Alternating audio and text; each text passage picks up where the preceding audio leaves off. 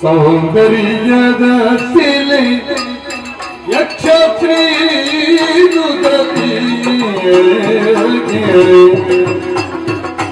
ಲಾವಣ್ಯವತಿ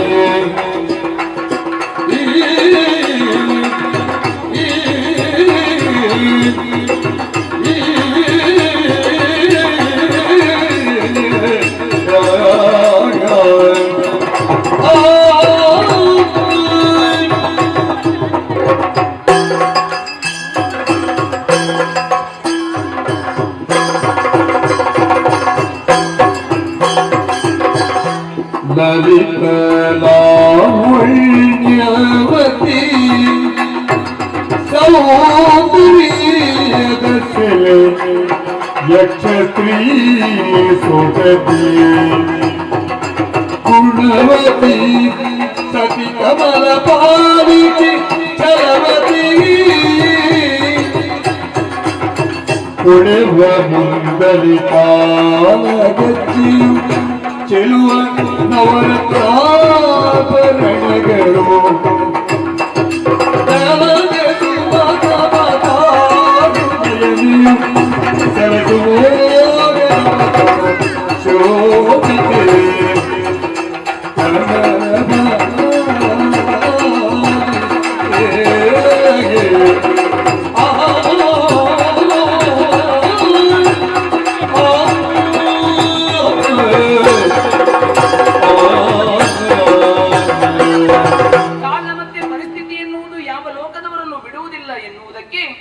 ಯಕ್ಷಕನ್ಯೆಯಾದಂತಹ ನಾನೇ ಇಂದು ಸಾಕ್ಷಿಯಾದನಲ್ಲ.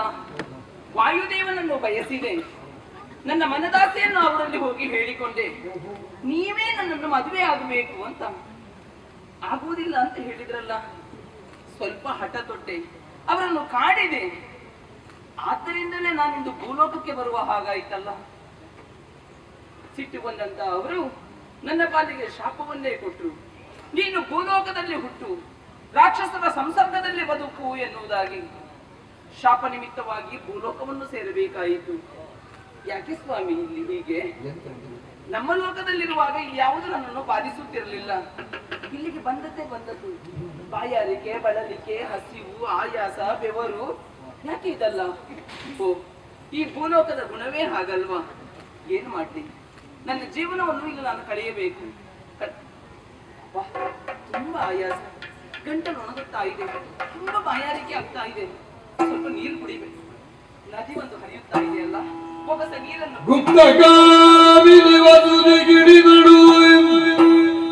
ಹೋಗಿ ಹೋಗಿ ನದಿ ಕುಡಿದು ತಡದಲ್ಲಿ ಬಾಗಿ ಬದಿಯೇ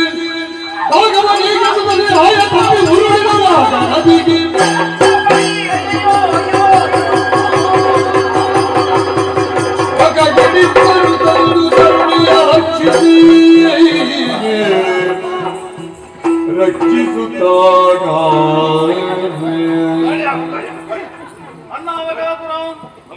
ಕಾನನದಲ್ಲಿ ಮೃಗ ಬೇಟೆಯಾಡುವಂತಹ ಹೊತ್ತಿನಲ್ಲಿ ಕರ್ಣಗಡಿಗೆ ಕೇಳಿಸಿದಂತಹ ಹೆಣ್ಣಿನ ಆಕ್ರಮಣ ಯಾವ ಕಡೆಯಿಂದ ಅಂತ ನೋಡಿದ್ರೆ ನದಿಯ ಪ್ರವಾಹದಲ್ಲಿ ಕೊಚ್ಚಿ ಹೋಗುತ್ತಿದ್ದಂತಹ ಬಲೆ ಚಂಗನೆ ಧುಮುಕಿದೆ. ಮೇಲೆತ್ತಿ ಬಂದವನಿದ್ದೇನೆ, ಉಸಿರಾಟ ಉಂಟು ಹೌದಾ, ಆದ್ರೆ ನೀರು ಕುಡಿದಿದ್ದಾಳೆ. ಸ್ವಲ್ಪ ಕಾರಿಸುತ್ತೆ, ಒಳ್ಳೆ ಕುಡಿದಿದ್ದಾಳೆ.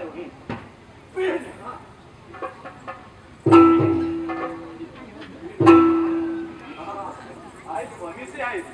ಹಾಗಲ್ಲ, ಮತ್ತೆ ಹೇಗ ಪೂರ್ಣವಾಗಿ ಹೋಗಲಿಲ್ಲ. ಹೋಗ್ಬೇಕಾದ್ರೆ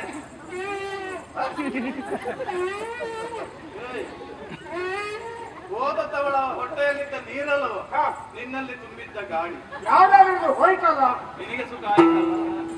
ಅನಿತರಲಿತ ತರುಣಿ ಮೂರ್ಛೆಯಾದೆದ್ದು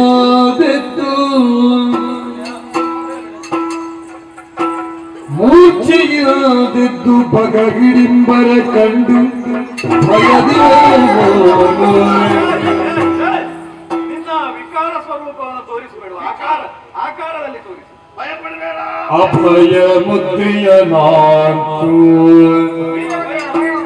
ಕನಕಲತಾಗಿ ನವಸುಮ ಕೋಮಲೆ ಕೋಮಲೆ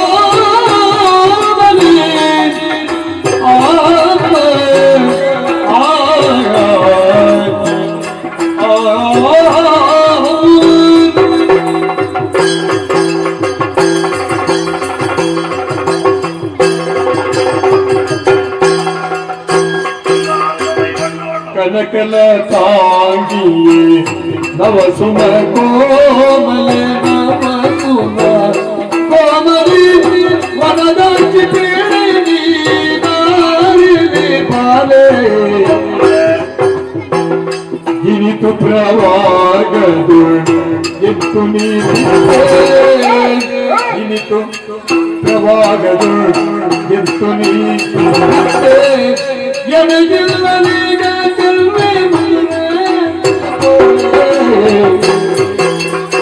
ಕನಕಾಲ ಪಾಕಿ ನವ ಸುಮಕೋ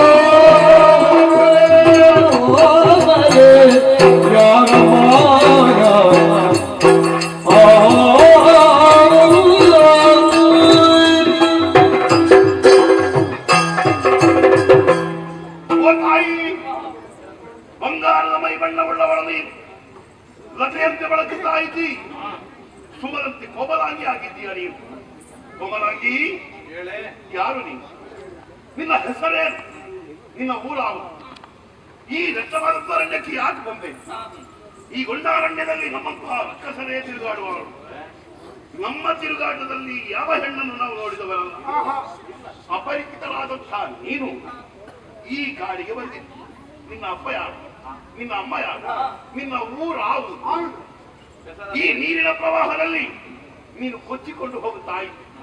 ನೀನಾಗಿ ಬಿದ್ದೆಯೋ ಅಥವಾ ಬೇರೆ ಯಾರಾದ್ರೂ ಕೂಡಿದ್ರೋ? ಅಥವಾ ಯೌವನದಲ್ಲಿ ಏನಾದ್ರೂ ನಿನ್ನ ಪ್ರಿಯತಮ ಕೈ ಕೊಟ್ಟಿದ್ದು ಕಾರಣಕ್ಕಾಗಿ ಆತ್ಮಹತ್ಯೆ ಮಾಡಲಿಕ್ಕೆ ಪ್ರಯತ್ನ ಪಟ್ಟೆಯಾ ಮಾಡಿ? ಆತ್ಮಹತ್ಯೆ ಮಾಡಿಕೊಳ್ಳುವವರು ಮುಖ ಹೊಡಿತಾರೇನೋ? ನೆನಪಾಗುತ್ತಿದೆಯೇ ನಿನಗೆ? ನೀನ್ ಯಾರು? ಎಲ್ಲಿಂದ ಬಂದೆ ಹೇಳಬಹುದೇ ತಾಯಿ? ರಕ್ಷಿಸಿದವರನ್ನು ನಾವೇ ರಕ್ಷಿಸಿದವರು. ಹರಣ ರಕ್ಷಿಸಿ ಧನ್ಯ ದೇವರಿಗ ನಾ ಕಮಲ ಪಾಲಿಕೆ ಒಲವೆನುತ್ತದೆ ಮರೆವೆನುಪಕಾರ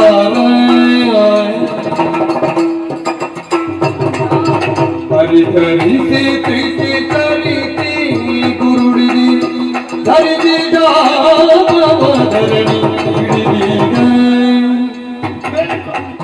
ಮೆರೆವ ಎಕ್ಕರದರು ನೀನಿಗೆ ಹೊರೆಯಿರಲ್ಲನು ಕರುಣೆಯಿಂದ ಹರಣ ರಕ್ಷಿಸಿದಣ್ಣ ದೇವರಿಗ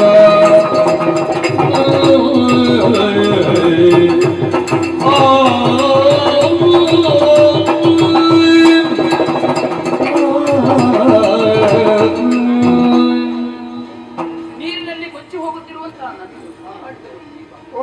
ನನ್ನ ಪಾಲಿನ ದೇವರು ಅಲ್ಲ, ನನ್ನ ಪಾಲಿನ ಅಣ್ಣಂದಿರು ನೀವು. ಸಂತೋಷವಾಗುತ್ತಾ ಶಿವ ಶಿವ ಶಿವ ಶಿವ ಕರ್ಣ ಕಠೋರವಾದ ನುಡಿಗಳನ್ನು ನನ್ನ ಪವಿತ್ರವಾದ ಕಿವಿಗಳಿಂದ ಕೇಳಲಾರೆ. ಈ ಪ್ರಪಂಚದಲ್ಲಿರುವ ಎಲ್ಲಾ ಹೆಣ್ಣು ಮಕ್ಕಳನ್ನು ನಾವು ಅಕ್ಕ ತಂಗಿಯರನ್ನು ತಿಳಿಯುತ್ತಾ ಹೋದ್ರೆ ನಮ್ಮಂತವರು ಮದುವೆ ಆಗುವುದು ಯಾವಾಗ? ರಕ್ಕಸ ವಂಶ ಉದ್ಧಾರ ಆಗುವುದಾದ್ರೆ ಹೇಗೆ? ಅಕ್ಕ ತಂಗಿಯರಂತಲೇ ತಿಳಿಬೇಕು. ಓ ಹೆಂಡತಿ ಅಂತ ತಿಳಿದ್ರೆ ಬೆಳೆದಿರ್ಬೇಕಾಗ್ತದೆ. ಹೌದಾ? ಹೆಂಡತಿ ಮತ್ತೆ ನಾನು ಈ ಲೋಕದವಳೇ ಅಲ್ಲ, ಯಕ್ಷಲೋಕದವಳು ನಾನು. ನೀನು ಯಕ್ಷಗಾನದವರ ಮಗಳು ಎನ್ನುವುದಕ್ಕೆ 100ಕ್ಕೆ 100 ಆಧಾರಗಳು ಸಿಗ್ತದೆ. ಇಷ್ಟೆಲ್ಲ ಶೃಂಗಾರ ಮಾಡಿಕೊಂಡು ಬಂದದ್ದೇ ಸಾಕ್ಷಿಯಾಗಿದೆ. ಯಕ್ಷಲೋಕದವಳು, ಮೇಲುಲೋಕವಾಸಿನಿ. ಯಕ್ಷಕನ್ಯೆ ನಾನು. ಮೇಲುಲೋಕವಾಸಿನಿಯಾದಂತಹ ನೀನು ಹೊರಗಿಡಿಯುವುದಕ್ಕೆ ಕಾರಣವೇನು? ವಾಯುದೇವನನ್ನು ಬಯಸಿದೆ. ನೀನೆಂದೇನು? ಪ್ರಪಂಚದಲ್ಲಿರುವಂತಹ ಸಕಲ ಜೀವರಾಶಿಗಳು ವಾಯುದೇವರನ್ನು ಬಯಸುವವರಿಗೆ. ಚರಾಚರ ಜೀವರಾಶಿಗಳಿಗೆ ವಾಯು ಸಂಚಾರ ಆಗದೆ ಹೋದರೆ ಎಲ್ಲರೂ ನಿಷ್ಕ್ರಿಯರಾಗುತ್ತಾರೆ ಎನ್ನುವುದು ಲೋಕ ವದಂತಿಯಲ್ಲವೇ? ಉಳಿದವರು ಬಯಸಿದ ಹಾಗೆ ನಾನು ಬಯಸಿದ್ದಲ್ಲ. ಮತ್ತೆ? ಅವರನ್ನೇ ಮದುವೆಯಾಗಲು ಬಯಸಿದವಳು ನಾನು. ಮದುವೆ ಆಸೆ. ವಾಯು ಹಿಡಿಲಿಕ್ಕೆ ಸಿಕ್ತಾನ, ಗಾಳಿ ಅಲ್ವ, ಹೇಗೆ ಬದಲು? ವಾಯುದೇವನಲ್ಲಿ ವಾಯುದೇವರಿಗೊಂದು ರೂಪ ಉಂಟು, ಆಕಾರ ಉಂಟದೆ. ಬೇಕು ಹೋಗಿ ನನ್ನ ಆಸೆಯನ್ನು ಅವರಲ್ಲಿ ಕೇಳಿಕೊಂಡಾಗ ಆಗುವುದಿಲ್ಲ ಅಂತ ಹೇಳಿದ್ರು. ಮುಗೀತಲ್ಲ ಪ್ರಕರಣ? ಮುಗಿಲಿಲ್ಲ. ಮತ್ತೆ ಸ್ವಲ್ಪ ಹಠ ತೊಟ್ಟೆ. ನೋಡುವಾಗ ಗೊತ್ತಾಗುತ್ತದೆ ಸ್ವಲ್ಪ ಹಠಮಾರಿಣಿ ನೀನು. ಹೇಳಿದ ವಿಷಯ ಅದುವೇ ಸರಿ ಅಂತ ಭಾವಿಸ್ತೀಯೋ? ಸಿಟ್ಟು ಬಂತವಳಿಗೆ. ಶಾಪ ಕೊಟ್ಟರು ನನಗೆ. ಏನಂತೆ? ನೀನು ಭೂಲೋಕದಲ್ಲಿ ಹುಟ್ಟು ರಾಕ್ಷಸರ ಸಂಸರ್ಗದಲ್ಲಿ ಬದುಕು ಎನ್ನುವುದಾಗಿ. ನೀನು ಭೂಲೋಕದಲ್ಲಿ ಹುಟ್ಟಿದ್ದು ಬಹಳಷ್ಟು ಒಳ್ಳೆಯದಾಯಿತು. ವಾಯುದೇವರನ್ನು ಮದುವೆಯಾಗದಿದ್ರೆ ಏನಾಯಿತು? ವಾಯುದೇವರ ಮಗನಾಗಿ ನಾನೇ ಇದ್ದೇನೆ, ನನ್ನನ್ನೇ ಮದುವೆಯಾಗು. ಹೇಗಾದ? ನಾನು ಮಧ್ಯಾಹ್ನ ಹೋಗುವಾಗ ಎಲ್ಲರೂ ಹೇಳ್ತಾ ಇದ್ದಾರೆ ವಾಯುಪುತ್ರ ಬಂದ ವಾಯುಪುತ್ರ ಬಂದ ಅಂತ. ಅದು ಹಲಸಿನ ಬೀಜ ತಿಂದು ನೀನು ಹೋಗುವ ಜನಗಳ ಮಧ್ಯೆ ಹೋಗುವುದು ಯಾಕೆ ಮತ್ತೆ? ಎನ್ನಲಾಗಿದೆ. ಹೇಳುವುದಕ್ಕಾಗುವುದಿಲ್ಲ. ಹಾಗೆ ಏನಾಯಿತು?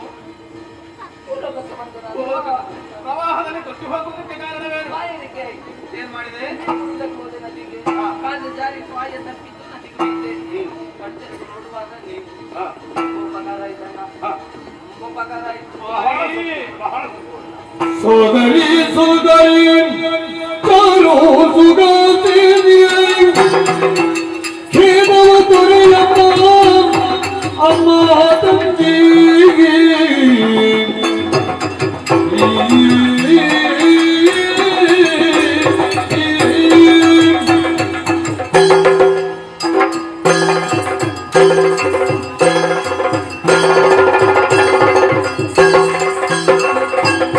ಸೋದರಿ ಸೋದರಿ ತಾರೋ ಸುಗತಿಯೇ ಖೇದವ ತೊರೆದಿ ವಿಮಲಾನಿಗೆ ಮೋದದಿ ಸಲಗುವೆ ಬಿಡು ಭಯವಮ್ಮ ಮೋದದಿ ಸಲಗುವೆ ಬಿಡು ಭಯ ತಾಳದೆ ಭೇದವ ತಿಳಿದಿರು ಮಾತಂಗೆ